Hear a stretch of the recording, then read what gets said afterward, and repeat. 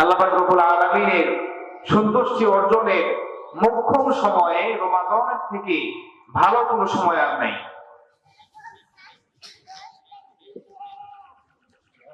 আল্লাহ রাসূল জনাবে মুহাম্মদ রাসূলুল্লাহ সাল্লাল্লাহু আলাইহি ওয়াসাল্লাম তিন শ্রেণীর মানুষের উপর বদদোয়া করেছেন, অভিশাপ দিয়েছেন। তার মধ্যে থেকে এক শ্রেণীর মানুষ হচ্ছে যারা রমজান পাবার পরেও রমজানের পরিপূর্ণ ফায়দা তুলতে পারবে না। রমজান পাবার পরেও রমজানের এই সময়গুলিকে কাজে লাগিয়ে নিজের পাপগুলোকে মুছুন করতে পারবে না। আল্লাহ রাসূল তাদের জন্য অভিশাপ করেছেন, নাউযুবিল্লাহ। সম্মানিত উপস্থিতি,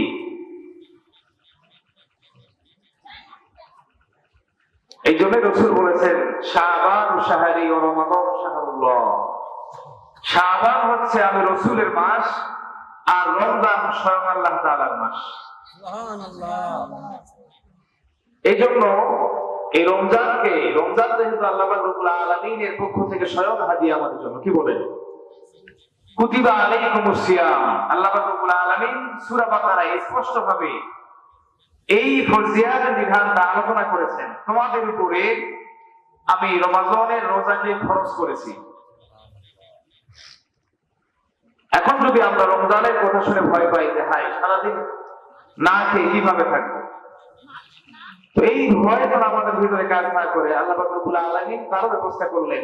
এরপরে আল্লাহ তাআলা বললেন যে শুধু তোমাদের উপরে রমজানের রোজা ফরজ করা হয়েছে এমন কি নয়, কামা কুতিবা আলাল্লাযিনা মিন ক্বাবলিকুম, তোমরা ছাড়াও তোমাদের পূর্ববর্তী সমস্ত উম্মাহ এবং রাসূলদের জন্য, নবীদের জন্য এই রমজান তাদের শরিয়া মাফিক তাদের উপরে পড়ছে।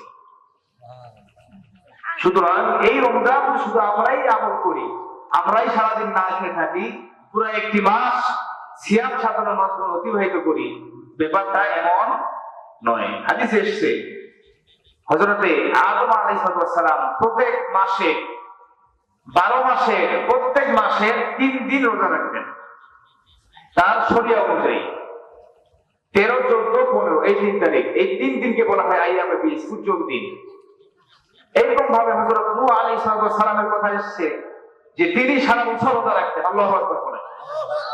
কি করতেন? সারা বছর রোজা রাখতেন 2 ঈদের দিন ছাড়া, জিলহজের 10 তারিখ, শাওয়ালের 1 তারিখ, অর্থাৎ ঈদুল ফিতর, ঈদুল আযহা, এই 2 দিন ছাড়া এই পয়গম্বর নূহ আলাইহিস সালাম সারা বছর কি করতেন?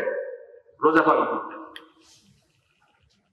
এরকম ভাবে হযরত দাউদ আলাইহিস সালাম, মুসা আলাইহিস সালাম, ঈসা আলাইহিস সালাম, সর্বশেষ আমাদের নবী জনাবে মুহাম্মদুর রাসূলুল্লাহ সাল্লাল্লাহু আলাইহি সাল্লামের উপর আল্লাহ তাআলা আয়াত নাযিল করে বলে দিলেন যে তাদের মতো করে তোমার উম্মতের জন্য আমি আল্লাহ তাআলা রমাদানের মতো বিশাল একটি হাদিয়া তোমাদের জন্য দিয়ে দিলাম। সুবহানাল্লাহ।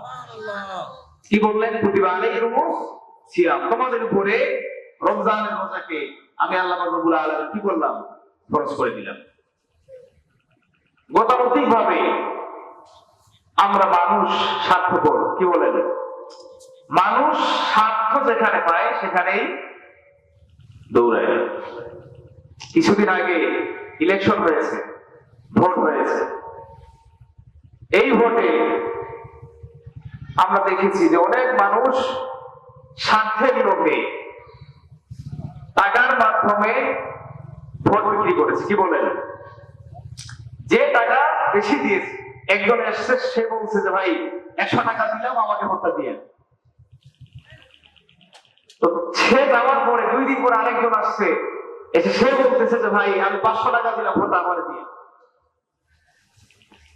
এর কিছুদিন পরে আরেকজন এসে বলতেছে ভাই এই 1000 টাকা দিলাম, এটা রাখেন, একদিন 7 দিনের বাজার খরচ করবেন, বাজারে গিয়ে চা নাস্তা খাবেন, তবে ভোটটা যেন আমার খাতায় চলে আসে। আপনারা বলেন এই ব্যক্তি ভোট কাকে দিবে?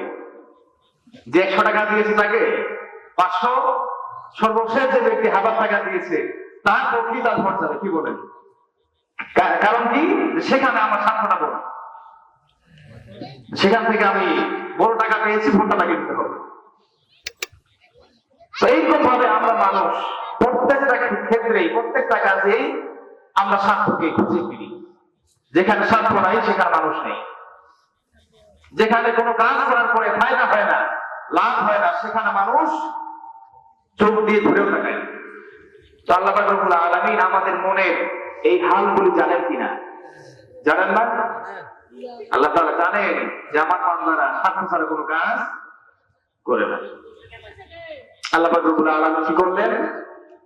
তার হাবিবের মাধ্যমে আমাদেরকে জানিয়ে দিলেন যে রমজান রোজা ফরজ, এই ফরজ তোমরা আদায় করলে অনেকগুলি তোমাদের স্বার্থ আছে।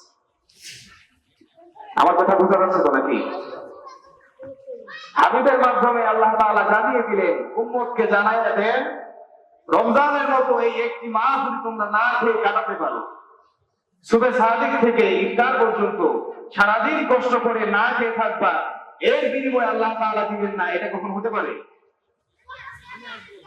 আল্লাহ পাক রব্বুল আলামিন তার রাসূলকে বললেন যে আপনি কি করেন, উম্মতকে আপনার উম্মাহকে জানিয়ে দেন যে এই কাজ করার পরে আমি তাদের জন্য অনেকগুলি পুরস্কার রেখে দিই। সুবহানাল্লাহ। আল্লাহ পাক রব্বুল আলামিন হাদিসে কুদসিতে এই জন্যই বলেছেন যে বান্দা রমজানের রোজা রাখবে আমার জন্য, আর আমি আল্লাহ পাক রব্বুল আলামিন তাকে তার রমজানের পুরস্কারও দিব আমার মতো করে। সুবহানাল্লাহ। অন্য কোন ইবাদতের ক্ষেত্রে আল্লাহ তাআলার এই ঘোষণা নেই। নামাজ বলেন, হজ বলেন, যাকাত বলেন, দান সদকা বলেন, কোন ক্ষেত্রে আল্লাহ তাআলার এই ঘোষণা নেই যেই ঘোষণা আল্লাহ তাআলা শুধুমাত্র রমজানের জন্য বরাদ্দ করে রেখেছেন যে বান্দা সারাদিন আমার জন্য সিয়াম সাধনা পালন করবে, সুতরাং আমি আমার বান্দাকে মাহরুম করব না, বান্দার সিয়াম হবে আমার জন্য, আমি আল্লাহ তাআলা হয়ে যাব। কত সুন্দর কথা! কি বলেন? এর থেকে বড় পুরস্কার কি আর আছে? আল্লাহ তাআলা যদি আপনার আমার হয়ে যায়, আপনার আর কোন জিনিসের দরকার আছে? নাই, কোন জিনিসের দরকার আস-সাওমুলি ওয়া আনা আজজিবি, রমজান আমার জন্য এবং আমি আল্লাহ তাআলা নিজেই তার প্রতিদান দিব। এজন্য আল্লাহ তাআলা তার হাবিব জনাব মুহাম্মদুর রাসূলুল্লাহ সাল্লাল্লাহু আলাইহি সাল্লামকে বললেন, আপনার উম্মতকে জানায়া দেন। কি জানাবেন? আল্লাহ রাসূল সাল্লাল্লাহু আলাইহি সাল্লাম হাদিসের মাধ্যমে সুন্দরভাবে রমজানের ফজিলতগুলি আল্লাহ তাআলা এই কথাগুলি পুরস্কারগুলি আমাদেরকে জানালেন। হযরত সালমান ফারসি রাদিয়াল্লাহু তাআলা আনহু বলেন, রমজানের শুরুর দিকে শাবানের শেষে আল্লাহ রাসূল হঠাৎ করে একদিন সমস্ত সাহাবাদেরকে ডাকলেন। রাসূল মিম্বরে উঠলেন, খুতবা দেওয়া আরম্ভ করলেন। একটা মোটামুটি লম্বা সময় ভাষণ দিলেন, যে ভাষণটা সম্পূর্ণভাবে আরবিতে হাদিসের মধ্যে উঠে এসেছে। সালমান ফারসি রাদিয়াল্লাহু তাআলা আনহু বলেন, রাসূলের প্রথম কথা ছিল, ইয়া আইয়ুহান নাস ক্বাদ আযাল্লাকুম শাহরুন আযীম। সুবহানাল্লাহ বলেন। ইয়া আইয়ুহান নাস ক্বাদ আযাল্লাকুম শাহরুন আযীম। হে মানুষ সকল, হে দুনিয়ার মানুষ, তোমরা আসো আমার কাছে শুনো। রাসূল সাহাবাদেরকে দায়িত্ব দিলেন যে আমার পরে আমার উম্মতের কাছে যারা আমাকে পাবে না, তাদের কাছে আমার এই পয়গামগুলি পৌঁছানোর দায়িত্ব তোমাদের সাহাবায়ে কেরামের। রাসূল বললেন, ক্বাদ আযাল্লাকুম শাহরুন আযীম, তোমাদের উপরে মহান মাস ছায়াপাত করেছে। এক মহান মাস তোমাদের সামনে আসন্ন, খুব বেশি সময় বাকি নাই। কিরকম মহান মাস? অন্য হাদিসের বিস্তারিত ব্যাখ্যা এসেছে যে রমজানের শুরুতে আল্লাহ রাব্বুল আলামিন প্রত্যেকটা রোজাদারের জন্য মন দিয়ে শুনবে কথাগুলি। রমজানের শুরুতে, রমজানের প্রথম রাত্রিতে আল্লাহ রাব্বুল আলামিন প্রত্যেকটা রোজাদারের জন্য জান্নাতকে বাকি 11 মাস সুসজ্জিত করেন। সুবহানাল্লাহ বলেন। যারা সায়েম হন, সিয়াম পালনে অভ্যস্ত হন, আল্লাহ পাক রব্বুল আলামিন তাদের জন্য জান্নাতকে, তার জন্য বরাদ্দকৃত জান্নাতকে সারা বছর সুসজ্জিত করতে থাকেন। হাদিসে এসেছে সেদিন জান্নাতের তলদেশ দিয়ে একটি ঠান্ডা শীতল হাওয়া বয়ে যায়। এই হাওয়ার কারণে জান্নাতে থাকা গাছপালাগুলি একটা ডাল আর একটার সঙ্গে সংঘর্ষ হয়। আমরা দুনিয়াতে গান শুনি না, কি বলেন? অনেকে চিন্তার কারণে পেরেশান হয়ে, আবার অনেকে অবৈধ কোনো জিনিস যেমন নাজায়েজ কোনো সম্পর্কে ধোঁকা খাওয়ার পরে সারাদিন দেখবেন সারা দুই কানে দুই হেডফোন লাগিয়ে এই হারাম বাজনাগুলি শুনে, কি বলেন? দুনিয়াতে গান শুনে। রাসূল বলেন, যারা দুনিয়াতে এই হারাম বাদ্যযন্ত্র থেকে, হারাম গান শোনা থেকে বিরত থাকবে, আল্লাহ তাআলা তাদেরকে জান্নাতে বসিয়ে জান্নাতের গান শোনাবেন।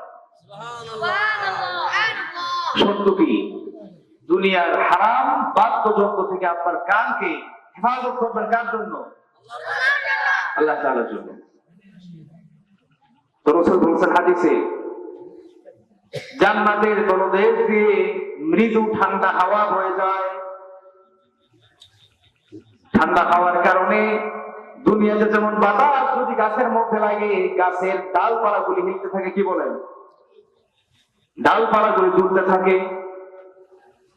জান্নাতেও ঠিক একই ভাবে বাতাসের কারণে জান্নাতের ডালপালাগুলি, গাছের ডালপালাগুলি একটা আরেকটার সঙ্গে লেগে মৃদু এক ধরনের গান তৈরি হবে। হাদিসে এসেছে এই গান এত মধুর হবে, এত মধুর হবে যে মানুষ একবার শুনলে হাজার হাজার বছর তার কেটে যাবে, তার কোনো হুঁশ থাকবে না। এই গান শুনতে ধরলে আপনার হুঁশ থাকবে না যে আপনি কোথায় আছেন। এত সুন্দর এই রকম বাজনা দুনিয়ার মানুষ কিয়ামত পর্যন্ত আর কোনোদিন শুনে নেই। জান্নাতের ভিতরে গান তৈরি হবে কার জন্য বলেন? রোজাদারদের জন্য। কার জন্য? এই সমস্ত পুরস্কার আমি যেগুলা বলবো, সমস্ত পুরস্কার শুধুমাত্র সায়েম, যারা কষ্ট করে রোজা রাখবে তাদের জন্য।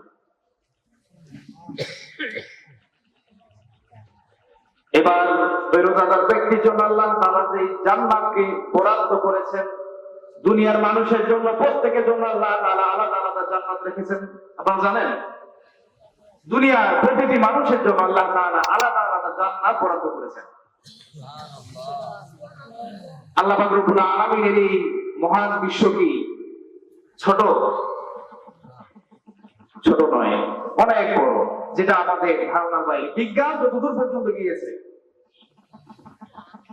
Black hole, galaxy, milky way, এই সমস্ত এর বাইরে আল্লাহ পাক রব্বুল আলামিন এই জগৎকে সৃষ্টি করেছেন, যার সীমা রেখা আমাদের মাথার ভিতরে আসা কোনোদিনও কি নয়, সম্ভব। এই পর্যন্ত বিজ্ঞান সারা বিশ্বের যতটুকু সীমানা আবিষ্কার করেছে, বিজ্ঞান নিজেই বলে যে আমরা সামান্যটুকু আবিষ্কার করতে পেরেছি। আল্লাহু আকবার বলেন। হাদিসে এসেছে, সব শেষে যে জান্নাতে যাবে, সব থেকে নিম্নমানের জান্নাত যাকে দেয়া হবে, আল্লাহ তাআলা তাকে এই দুনিয়ার মতো 10টা দুনিয়ার সমান জান্নাত দিবেন। কিভাবে দিবে জানেন? একটু বলি নাকি? হাদিসের কথা, প্রত্যেকটা কথা হাদিসের, মন দিয়ে শুনবেন। সর্বশেষ যে ব্যক্তি জান্নাতে যাবে, আল্লাহ রাব্বুল আলামিন সমস্ত ঈমানদার বান্দা বান্দীকে যখন জাহান্নাম থেকে বের করে জান্নাতে দেয়া শেষ হবে, এরপরে জিবরিলকে আল্লাহ তাআলা একদিন দেখে বলবেন, জিবরিল, জাহান্নামে আরেকবার গিয়ে সার্চ করে দেখো তো আর কোন ঈমানওয়ালা বান্দা জাহান্নামে এখনো আছে কিনা। তো জিবরাইল আলাইহিস সালাম বলবেন যে না, সমস্ত যাদের ভিতরে সামান্য ঈমানও ছিল তাদেরকেও জান্নাতে নেয়া, জাহান্নামে আর কোনো ঈমানদার নেই। তাহলে এখান থেকে বোঝা যায়, আমরা হাদিস থেকে বুঝতে পারি, ঈমানদারদের জন্য জাহান্নাম চিরস্থায়ী নয়। জাহান্নাম তাদের জন্য, কাফের, মুশরিক, যারা আল্লাহ তাআলাকে অস্বীকার করে তাদের জন্য। আল্লাহ তাআলা আমাদের জন্য জান্নাতকে রেখেছেন, সুবহানাল্লাহ বলেন। তবে সত্য হচ্ছে এই জান্নাতকে আমাদের কষ্ট করে অর্জন করে নিতে হবে। আল্লাহ পাক রব্বুল আলামিন জিবরিলকে বলবেন, যাও যাও জাহান্নামে গিয়ে দেখো আর কোন জাহান্নাম, আর কোন ঈমানওয়ালা মুমিন বান্দা বান্দি জাহান্নামে এখনো অবশিষ্ট আছে কিনা। যাদের অন্তরে যারা পরিমাণ সরিষার দানা থেকেও কম ঈমান আছে। জিবরাইল আলাইহিস সালাম আল্লাহ পাক রব্বুল আলামিনের হুকুম পেয়ে জাহান্নামে সার্চ করার জন্য চলে যাবেন। আর এদিকে জাহান্নামী ব্যক্তি জাহান্নামের আযাব সহ্য করতে করতে জ্বলে পুড়ে ছাই আঙ্গার হয়ে যাবে। কি হয়ে যাবে? আঙ্গার। শরীরের প্রত্যেকটা অংশটা পুড়ে ছাই হয়ে যাবে, কিন্তু সেখানে মৃত্যু হবে না। কি হবে না? মৃত্যু হবে না। ওই ব্যক্তি আল্লাহ তাআলার কাছে ফরিয়াদ করবেন, আল্লাহ আমি জাহান্নামের কষ্ট থেকে একটু জাহান্নামের কিনারায় যেতে চাই। কি বলবে? এই জাহান্নামে তো অনেকদিন জ্বললাম, হাজার হাজার বছর, মিলিয়ন বিলিয়ন বছর হয়ে গেছে জাহান্নামে জ্বলতে জ্বলতে। আল্লাহ আপনার কাছে একটা শেষ ফরিয়াদ জানাই, আমাকে একটু এই জাহান্নাম থেকে উঠিয়ে জাহান্নামের কিনারায় রেখে দেন, আর কোনো আবদার নেই। আল্লাহ পাক রব্বুল আলামিন জিবরিল পাঠাবেন, জিবরিল যাও জাহান্নামে সার্চ করো। হযরত জিবরাইল আলাইহিস সালাম সেই ব্যক্তিকে খুঁজে পাবে।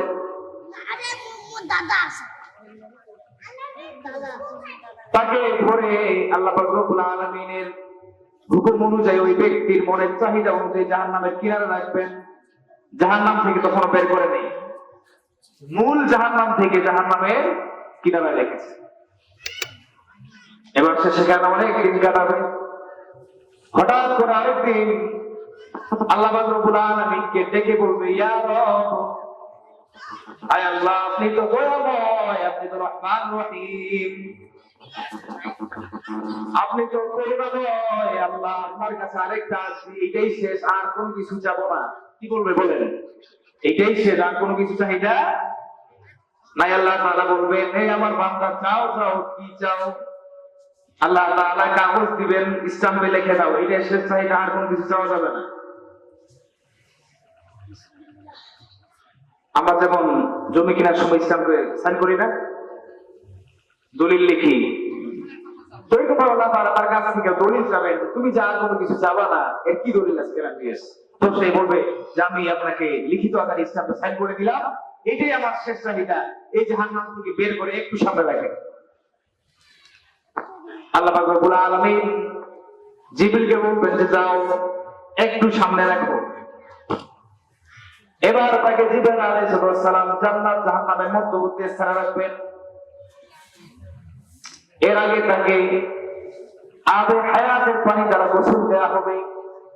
একটু আগে বলেছিলাম জাহান্নামের আগুনে পোড়ার কারণে তার পুরো শরীর জ্বলে পুড়ে আঙ্গার হয়ে গিয়েছিল। আল্লাহ পাক রব্বুল আলামিন যখন তাকে আবে হায়াতের পানি দ্বারা গোসল করাবেন, তার শরীরে আবার নতুন ভাবে যৌবনতা ফিরে আসবে, সে আবার নতুন ভাবে যৌবন লাভ করবে। এবার তাকে জান্নাত জাহান্নামের মাঝখানে রাখা হবে। জান্নাত থেকে অনেক দূরে, জাহান্নাম থেকে অনেক দূরে।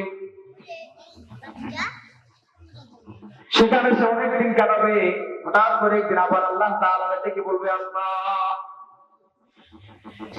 আরেকবার আপনার কাছে এসেছে আপনার দুয়ারে ভিক্ষা চাওয়ার জন্য। আল্লাহ পাক রব্বুল আলামিন বলবে, তুমি না বলেছিলা কোনো কিছু চাবে না? সে বলবে, এটাই শেষ চাওয়া, আর কোনো কিছু চাবো না, এইটা শুরু রাখেন। এই আল্লাহটা রাখলে এটাই আমার শেষ চাওয়া, আর কোনো কিছু আমার চাওয়া পাওয়া নেই। আল্লাহ পাক রব্বুল আলামিন বলবেন, বলো কি চাও? সে আল্লাহ তাআলাকে ডেকে বলবে, হে আমার মালিক আল্লাহ, আপনি আমাকে যে জায়গায় রেখেছেন এখান থেকে আমি জান্নাতকে দেখতে পাই, ওই বহু দূরে জান্নাত দেখা যায়। জান্নাতের গেট খোলা, আমি গেট দিয়ে ভিতরে দেখতে পাই আর জান্নাতের কত সুন্দর নাজ-নেয়ামত, কত সুন্দর হুর গেলমানরা আমার জন্য অপেক্ষমান। আয় আল্লাহ, আমার দিল মানে না, অন্তর মানে না, আমি চাই আপনি একটু আমার জান্নাতের দুয়ারের সামনে রেখে দেন। দুয়ারের সামনে বসে বসে আমি আপনার ওই জান্নাতের ভিতরে নেয়ামতগুলোকে একটু দেখতে চাই। আল্লাহ পাক রব্বুল আলামিন জিবরাইলকে ডেকে বলবেন, যাও তার মনের আশাকে পূরণ করো। সুবহানাল্লাহ বলেন। জিবরাইল আলাইহিস সালাম ওই সর্বশেষ জাহান্নামী জান্নাতি ব্যক্তিকে নিয়ে গিয়ে তার চাহিদা মতো জান্নাতের দরজা রাখবেন। এখনো জান্নাতে ঢোকার নেই। তো এই ব্যক্তি দেখেন কত সংগ্রাম করে জাহান্নামের সব থেকে তলদেশ থেকে একটু একটু করে আল্লাহ তাআলার কাছে চাইতে চাইতে এখন সে কোথায় এসেছে? জান্নাতের দরজা পর্যন্ত চলে এসেছে। আগে ছিল কোথায়? জাহান্নামে। বারবার আল্লাহ তাআলা তাকে বলেছে যে এর বেশি তোমাকে আর কোনো কিছু দেওয়া হবে না, আর কোনো কিছু যাবে না। তো সে যখন আল্লাহ তাআলার কাছে দোয়া করতো, আল্লাহ তাআলার কাছে চাইতো, বলতো আল্লাহ আপনি তো রহমান রহিম গফফার, ইয়া রব আপনি আমার এই একটা চাহিদা পূরণ করে। যখন সে এইভাবে বলতো আল্লাহ তাআলার রহমতের দরিয়ায় জোশ করে যেত। সুবহানাল্লাহ। আল্লাহ তাআলা তার চাহিদাগুলিকে আরো পূর্ণ রাখতে পারতেন না। সম্মানিত উপস্থিতি, আমরা গুনাহ সাগরে ভাসছি, কি বলেন? আমাদের জীবন এমন কোন গুনাহ নাই যে গুনাহ আমরা করি নাই। সুদ, ঘুষ, জিনা, কি বলেন, গাঁজা খাওয়া থেকে আরম্ভ করে যত রকমের নেশা আছে, আমাদের প্রতিদিন, প্রতি সময়, প্রতিটা ঘন্টা গুনার মধ্য দিয়ে কাটে। এমন ব্যক্তি আছেন যারা ভাবেন যে গুনাহ করতে করতে তো আমার গুনার পরিধি অনেক বেশি হয়ে গেছে, আল্লাহ তাআলা মনে হয় আমার মাফ করবেন। আল্লাহ পাক রব্বুল আলামিন মাফ করতে ওয়ালা কি গফুর রহিম রহমান। আপনি খালেস দিলে যদি আল্লাহ তাআলার কাছে এই অগণিত অপরিসীম গুনাহ নিয়েও তওবা করতে পারেন, আল্লাহ পাক রব্বুল আলামিন অবশ্যই আপনার সমস্ত গুনাহকে মাফ করে দিবেন। সুবহানাল্লাহ বলেন। কোরআন কারীমে আল্লাহ তাআলা বলেছেন ইন্নাল্লাহা ইউহিব্বুত তাওয়াবিন ওয়া ইউহিব্বুল মুতাতাহহিরিন। আল্লাহ তাআলা দুনিয়াতে দুই ধরনের ব্যক্তিকে খুব বেশি ভালোবাসেন। সূরা তাওবা আছে। অবশ্যই যারা তওবা করে এবং পবিত্র থাকে।